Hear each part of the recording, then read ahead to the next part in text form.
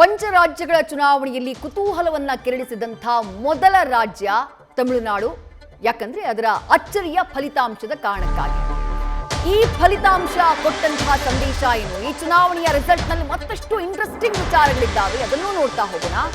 ದಳಪತಿಯ ಬಿರುಗಾಳಿಗೆ ಆಡಳಿತಾರೂಢ ಡಿಎಂಕೆ ಧೂಳಿಪಟ ಆಗ್ಬಿಟ್ಟಿದೆ. ಡಿಎಂಕೆಯ ಸೂರ್ಯ ಮುಳುಗ್ಬಿಟ್ಟಿದ್ದಾನೆ. ಈಗ ವಿಜಯದ ಕಾಲ ತಮಿಳುನಾಡಿನಲ್ಲಿ ಡಿಎಂಕೆಯ ನಂಬರ್ ಕುಸಿತ ಕಂಡಿದೆ. ಕೊಳತ್ತೂರು ವಿಧಾನಸಭಾ ಕ್ಷೇತ್ರ, ಇದು ಬಹಳ ಇಂಪಾರ್ಟೆಂಟ್. ಕೊಳತ್ತೂರು ವಿಧಾನಸಭಾ ಕ್ಷೇತ್ರದಲ್ಲಿ ಖುದ್ದು ಸಿಎಂ ಎಂಕೆ ಸ್ಟಾಲಿನ್ ಸೋಲನ್ನ ಕಂಡಿದ್ದಾರೆ. ಯಾರ ವಿರುದ್ಧ? ಟಿವಿಕೆಯ ವಿಎಸ್ ಬಾಬು ಅವರ ವಿರುದ್ಧವೇ ಸ್ಟಾಲಿನ್ ಸೋಲನ್ನ ಅನುಭವಿಸಿದ್ದಾರೆ. ಕೊಳತ್ತೂರು ವಿಧಾನಸಭಾ ಕ್ಷೇತ್ರ, ಒಬ್ಬ ಸಿಟ್ಟಿಂಗ್ ಸಿಎಂ ಅವರು, ಆ ರಾಜ್ಯದ ಮುಖ್ಯಮಂತ್ರಿ ಆಗಿರೋರು, ಅವರು ಸೋಲನ್ನ ಅನುಭವಿಸಿದ್ದಾರೆ. ಅವರದ್ದೇ ತವರು ಕ್ಷೇತ್ರದಲ್ಲಿ, ಅವರದ್ದೇ ಕೊಳತ್ತೂರು ವಿಧಾನಸಭಾ ಕ್ಷೇತ್ರದಲ್ಲಿ. ಆ ವಿಎಸ್ ಬಾಬು ಯಾರು ಅಂತ ಕೇಳಿದ್ರೆ 2006ರಲ್ಲಿ ಇದೇ ಡಿಎಂಕೆ ಪಕ್ಷದಿಂದ, ಎಂಕೆ ಸ್ಟಾಲಿನ್ ಅವರ ಡಿಎಂಕೆ ಪಕ್ಷದಿಂದ ಶಾಸಕರಾಗಿದ್ದವರು, ಗೆದ್ದು ಬಂದಿದ್ದಂಥವರು ಈ ವಿಎಸ್ ಬಾಬು ಅವರು. ಅವರು ವಿಡಿಯೋ ಗಮನಿಸ್ತಾ ಇದ್ದೀರಿ. ಇವತ್ತು ಅದೇ ಪಕ್ಷದ ಎಂಕೆ ಸ್ಟಾಲಿನ್ ಅವರನ್ನ ಟಿವಿಕೆ ಪಕ್ಷಕ್ಕೆ ಹೋಗಿ ಸೋಲಿಸಿ ಗೆದ್ದು ಬೀಗಿದ್ದಾರೆ ವಿಎಸ್ ಬಾಬು ಅವರು. ಅವರ ದೃಶ್ಯಗಳನ್ನ ಗಮನಿಸ್ತಾ ಇದ್ದೀರಿ. ಆಮೇಲೆ ಅವರೊಂದು ಆಕ್ಷನ್ ಮಾಡಿ ತೋರಿಸ್ತಿದಾರಲ್ಲ, ಖತಮ್ ಫಿನಿಶ್ ಅಂತ ಹೇಳಿ. ಆ ಆಕ್ಷನ್ ಯಾರ್ದು ಅಂತ ಕೇಳಿದ್ರೆ ಈ ಹಿಂದಿನ ಚುನಾವಣೆಯಲ್ಲಿ ಇದೇ ಎಂಕೆ ಸ್ಟಾಲಿನ್ ಅವರು ಮಾಡಿದಂತ ಆಕ್ಷನ್ ಅದು. ಎಂಕೆ ಸ್ಟಾಲಿನ್ ಅವರಿಗೆ ಅವರದ್ದೇ ಆಕ್ಷನ್ ನ ಮೂಲಕ ಉತ್ತರವನ್ನ ಕೊಟ್ಟಿದ್ದಾರೆ. ಗೆಲುವಿನ ವಿಜಯ ಪತಾಕಿಯನ್ನ ಹಾರಿಸುವ ಮೂಲಕ ನಟ ವಿಜಯ್ ಅವರ ತಮಿಳಿಗ ವೆಟ್ರಿ ಕಳಗಂ ಪಕ್ಷದ ಅಭ್ಯರ್ಥಿ ವಿಎಸ್ ಬಾಬು.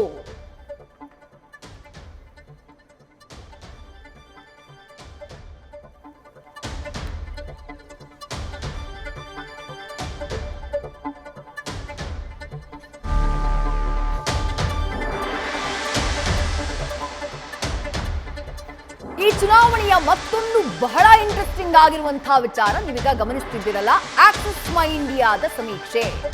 ತಮಿಳುನಾಡಿನ ಬಗ್ಗೆ ಆಕ್ಸಿಸ್ ಮೈ ಇಂಡಿಯಾ ಕೊಟ್ಟಂತಹ ಸಮೀಕ್ಷೆ ನಿಜವಾಗಿದೆ, ನಿಖರವಾಗಿದೆ.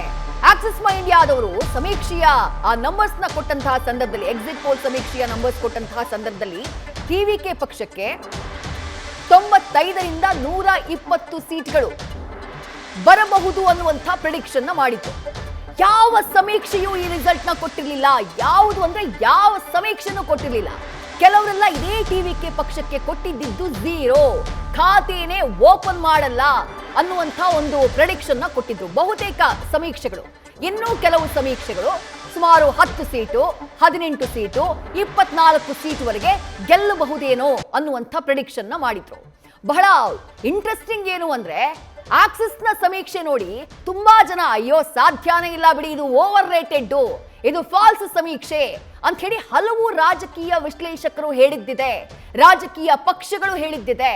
ಆದ್ರೆ ಆವತ್ತು 2024ರ ಜೂನ್ 4ನೇ ತಾರೀಕು ತಮ್ಮ ಸಂಸ್ಥೆ ಕೊಟ್ಟಂತಹ ಸಮೀಕ್ಷೆ ತಪ್ಪಾಗಿದ್ದಕ್ಕೆ ಕಣ್ಣೀರು ಹಾಕಿದ್ದಂತಹ ಪ್ರದೀಪ್ ಗುಪ್ತಾ, ಆಕ್ಸಿಸ್ ಮೈ ಇಂಡಿಯಾ ಸಂಸ್ಥೆಯ ಮುಖ್ಯಸ್ಥ, ಇವತ್ತು ಡ್ಯಾನ್ಸ್ ಮಾಡಿದ್ದಾರೆ, ಇವತ್ತು ಖುಷಿಯಿಂದ ಕುಣಿದಾಡಿದ್ದಾರೆ.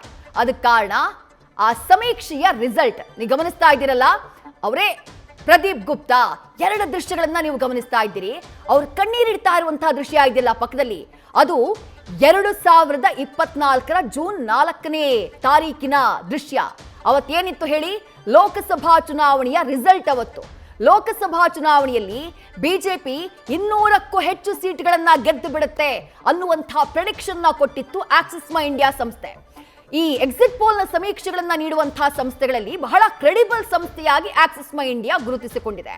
ಅವರ ಟ್ರ್ಯಾಕ್ ರೆಕಾರ್ಡ್ ಹೆಂಗಿದೆ ಅಂತಂದ್ರೆ, ಸುಮಾರು 88 ಚುನಾವಣೆಯನ್ನ ಅವರು ಕವರ್ ಮಾಡಿದ್ರೆ ಅದರಲ್ಲಿ 82 ರಿಸಲ್ಟ್ ನಿಜವಾಗಿದೆ, ನಿಖರವಾಗಿತ್ತು ಅವರ ಸಮೀಕ್ಷೆಯ ರಿಸಲ್ಟ್.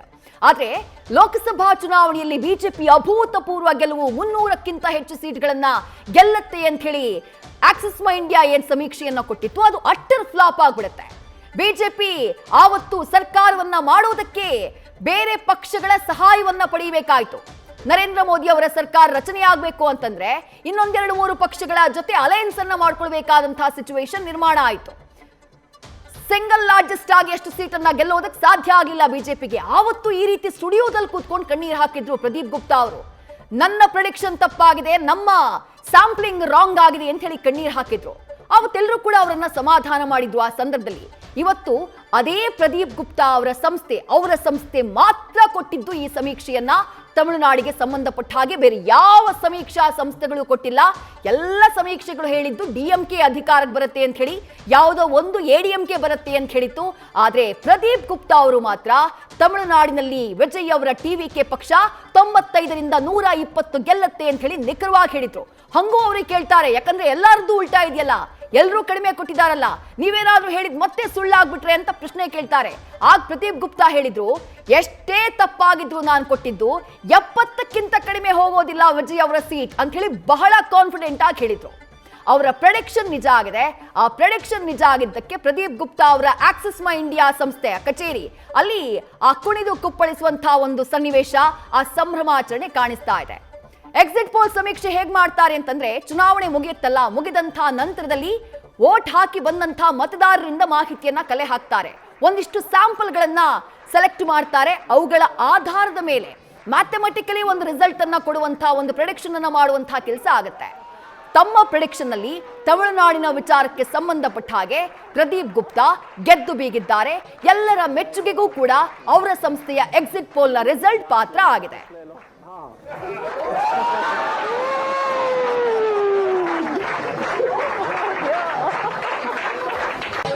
मैं इधर आता हूँ, ये लेना, डांस ले लो। हाँ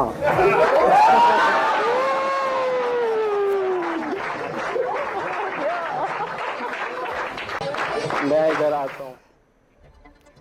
ತಮಿಳುನಾಡಿನಲ್ಲಿ ಟ್ರೆಂಡಿಂಗ್ ನಲ್ಲಿ ಸದ್ಯ ಅಪಡಿ ಪೋಡು ಜೋಡು ಸಾಂಗ್ ಸದ್ದು ಮಾಡ್ತಾ ಇದೆ. ಖುದ್ದು ವಿಜಯ್ ಮನೆಗೆ ನಟಿ ತ್ರಿಷಾ ಅವರು ಬಂದು ವಿಶ್ ಮಾಡಿದ್ದಾರೆ. 2 ಕ್ಷೇತ್ರದಲ್ಲಿ ನಟ ವಿಜಯ್ ಅವರು ಗೆದ್ದು ಬೀಗಿದ್ದಾರೆ. ಹಾಗಾಗಿ ಒಂದು ಕ್ಷೇತ್ರದಲ್ಲಿ ನಟಿ ತ್ರಿಷಾ ಅವರು ಚುನಾವಣಾ ಅಖಾಡಕ್ಕಿಳಿತಾರ ಅನ್ನುವಂತಹ ಚರ್ಚೆ ಈಗಲೇ ಆರಂಭ ಆಗಿದೆ. ಬೈ ಎಲೆಕ್ಷನ್ ನಲ್ಲಿ ತಿರುಚಿ ಪೂರ್ವ ಈ ಕ್ಷೇತ್ರವನ್ನ ನಟಿ ತ್ರಿಷಾಗೆ ವಿಜಯ್ ಅವರು ಬಿಟ್ಟುಕೊಡುವಂತಹ ಸಾಧ್ಯತೆ ಇದೆಯಂತೆ. ತ್ರಿಷಾ ಸ್ಪರ್ಧೆಯ ಬಗ್ಗೆ ತಮಿಳುನಾಡಿನ ಮಾಧ್ಯಮಗಳು ವರದಿ ಮಾಡಿದ್ದಾವೆ. ಚುನಾವಣಾ ರಿಸಲ್ಟ್ ಪ್ರಕಟ ಆಗ್ತಾ ಇದ್ದ ಹಾಗೆ ಬೆಳಗ್ಗೆ ತಿರುಪತಿಗೆ ಹೋಗಿದ್ದಂತಹ ನಟಿ ತ್ರಿಷಾ ಅವರು ರಿಸಲ್ಟ್ ನಲ್ಲಿ ಟಿವಿಕೆ ಮ್ಯಾಜಿಕ್ ಮಾಡ್ತಾ ಇದ್ದ ಹಾಗೆ ನಟ ವಿಜಯ್ ಅವರ ನಿವಾಸಕ್ಕೆ ಭೇಟಿಯನ್ನ ಕೊಟ್ಟರು. ಅವರ ಕುಟುಂಬಸ್ಥರಿಗೆ ಶುಭವನ್ನ ಕೋರುವಂತಹ ಕೆಲಸವನ್ನ ಮಾಡಿದ್ರು. ತ್ರಿಷಾ ಹಾಗೆ ನಟ ವಿಜಯ್ ಅವರ ಸ್ನೇಹ ಸಂಬಂಧದ ಬಗ್ಗೆ ಈ ಚುನಾವಣಾ ಅಖಾಡದಲ್ಲೂ ಸದ್ದಾಗಿದ್ದು ನಿಮಗೆ ನೆನಪಿರುತ್ತೆ. ಬಿಜೆಪಿಯವರು ಅಲಿಗೇಷನ್ ಅನ್ನ ಮಾಡಿದ್ರು, ಡಿಎಂಕೆ ಅವರು ಈ ವಿಚಾರವನ್ನ ಎತ್ತಿದ್ರು. ಅಂದ್ರೆ ನಟ ವಿಜಯ್ ಅವರ ವೈಯಕ್ತಿಕ ಜೀವನ, ಆ ವೈಯಕ್ತಿಕ ಜೀವನದ ಒಂದಿಷ್ಟು ಪುಟಗಳನ್ನ ಚುನಾವಣಾ ಪ್ರಚಾರದ ಅಖಾಡದಲ್ಲಿ ಅಸ್ತ್ರವಾಗಿ ಬಳಕೆ ಮಾಡುವಂತಹ ಪ್ರಯತ್ನ ಆಗಿತ್ತು. ಒಂದು ಕಡೆ ತ್ರಿಷಾ ಅವರ ಜೊತೆಗೆ ನಟ ವಿಜಯ್ ಅವರ ಸ್ನೇಹ, ಮತ್ತೊಂದು ಕಡೆಗೆ ಅವರ ಪತ್ನಿ ಕೋರ್ಟ್ಗೆ ಹೋಗಿ ಅರ್ಜಿಯನ್ನ ಸಲ್ಲಿಸಿದ್ರು.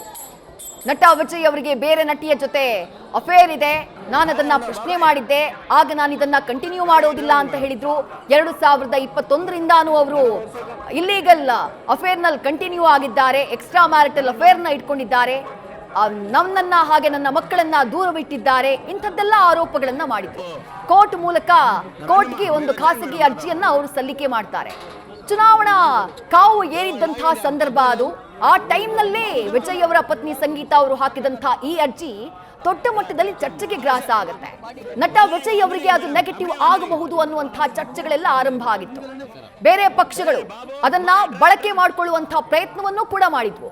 ಆದ್ರೆ ವಿಜಯ್ ಅವರ ಉತ್ತರ ಬಹಳ ಸ್ಪಷ್ಟವಾಗಿತ್ತು.